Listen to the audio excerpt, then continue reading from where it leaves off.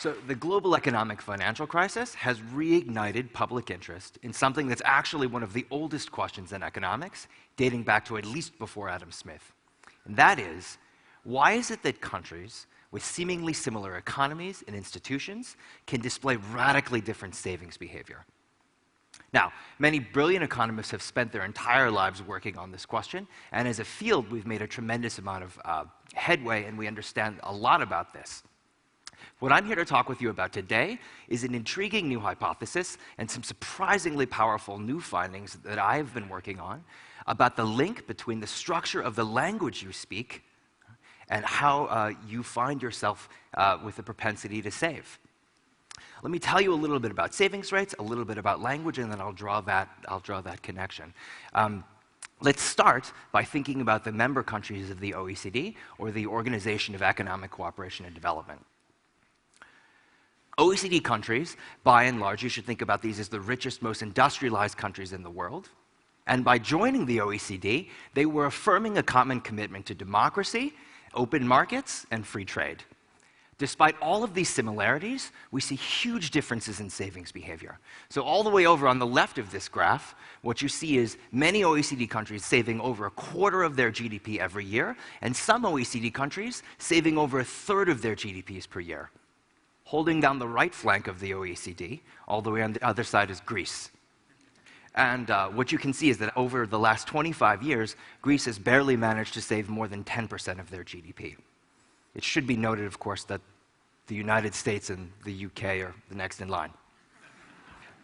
Now that we see these huge differences in savings rates, how is it possible that language might have something to do with these differences? Let me tell you a little bit about how languages fundamentally differ. Linguists and cognitive scientists have been exploring this question for many years now, and then I'll draw the connection between these two behaviors.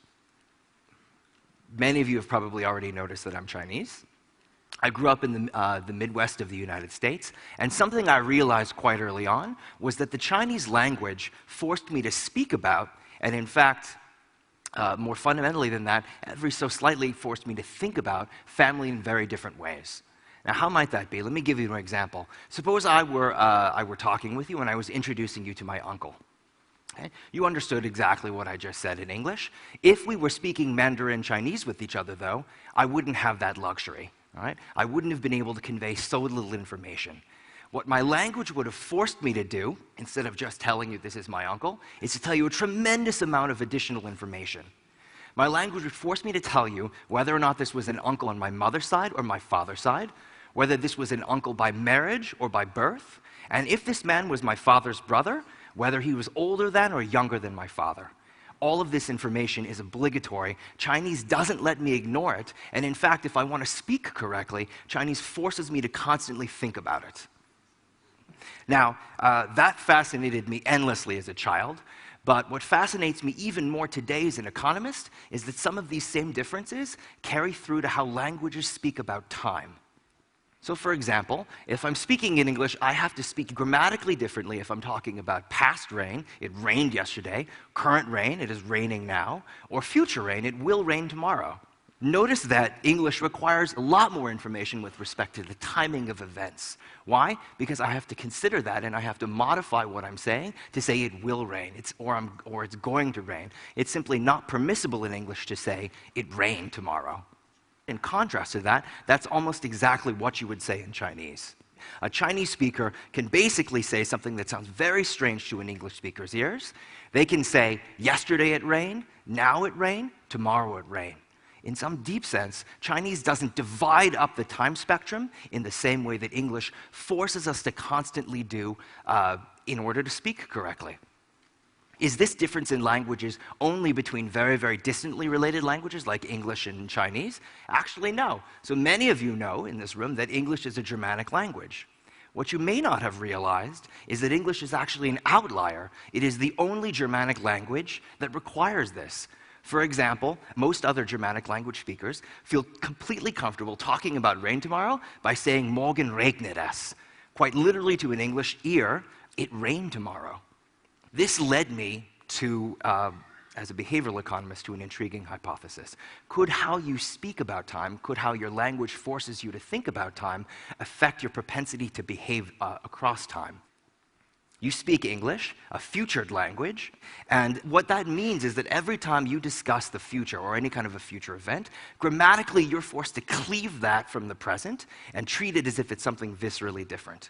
Now, suppose that that visceral difference makes you subtly disassociate the future from the present every time you speak. If that's true, and it makes the future feel like something more distant and more different from the present, that's going to make it harder to save. If, on the other hand, you speak a futureless language, the present and the future, you speak about them identically. If that subtly nudges you to feel about them identically, that's going to make it easier to save. Now, this is a fanciful theory. You know, I'm a professor. I get paid to have fanciful theories. But how would you actually go about testing such a theory? Well, what I did then was to access the linguistics literature, and interestingly enough, there are pockets of futureless language speakers situated all over the world. This is a pocket of futureless language speakers in Northern Europe. Interestingly enough, when you start to crank the data, these pockets of futureless language speakers all around the world turn out to be, by and large, some of the world's best savers. Just to give you a hint of that, let's look back at that OECD graph that we were talking about. What you see, these bars are systematically taller and systematically shifted to the left compared to these bars, which are the members of the OECD that speak futured languages. What is the average difference here? 5 percentage points of your GDP saved per year. Over 25 years, that has huge long-run effects on the wealth of your nation. Now, while these findings are suggestive, countries can be different in so many different ways that it's very, very difficult sometimes to account for all of these possible differences. What I'm going to show you, though, is something that I've been engaging in for a year, which is trying to gather all of the largest data sets that we have access to as economists, and I'm going to try and strip away all of those possible differences, hoping to get this relationship to break. All right? And just in summary, no matter how far I push this, I can't get it to break. Let me show you how far you can do that. One way to imagine that is I gather large data sets from around the world. So for example, there's the Survey of Health and Retirement in Europe.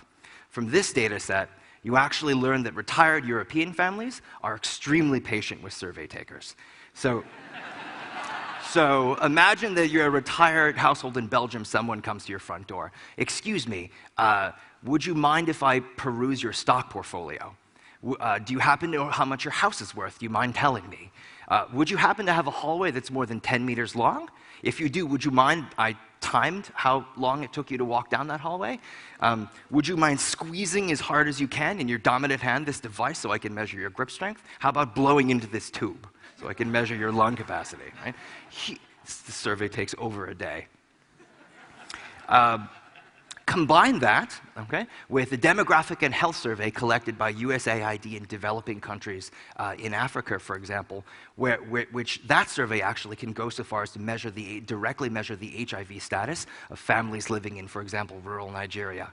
Combine that with the World Value Survey, which measures the political opinions, and fortunately for me, the savings behaviors of millions of families in hundreds of countries around the world. Take all of that data, combine it, and this map is what you get. What you find is 9 countries around the world that have significant native populations which speak both futureless and futured languages. And what I'm going to do is form statistical matched pairs between families that are nearly identical on every dimension that I can measure. Okay? And then I'm going to explore whether or not the link between language and savings holds even after controlling for all of these levels. What are the characteristics we can control for? Well, I'm going to match families on country of birth and residence, the demographics, what sex, their age, their income level within their own country, their educational achievement, a lot about their family structure. It turns out there are 6 different ways to be married in Europe. And most granularly, I break them down by religion, where there are 72 categories of religions in the world, so an extreme level of granularity. There are 1.4 billion different ways that a family can find itself.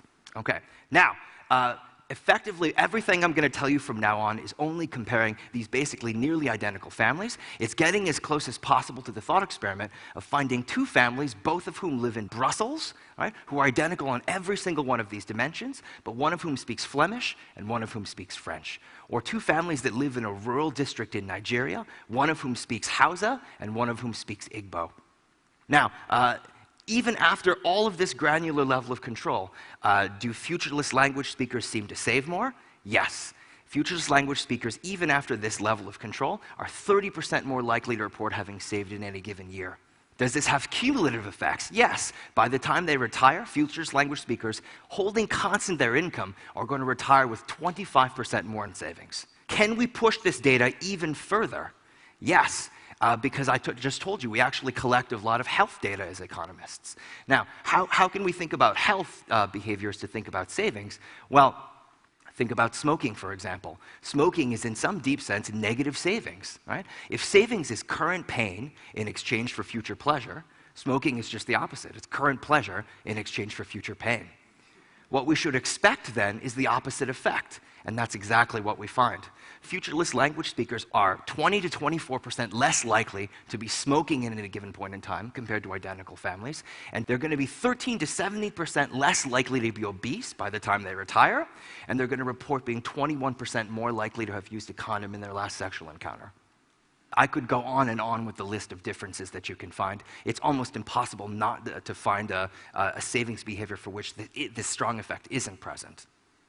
My linguistics and economics colleagues at Yale and I are just starting to do this work and really explore and understand the ways that these subtle nudges cause us to think more or less about the future every single time we speak. Ultimately, the goal, once we understand how these subtle effects can change our decision-making, we want to be able to kind of provide people tools so that they can consciously make themselves better savers and more conscious investors in their own future. Thank you very much. Appreciate it. Thank you.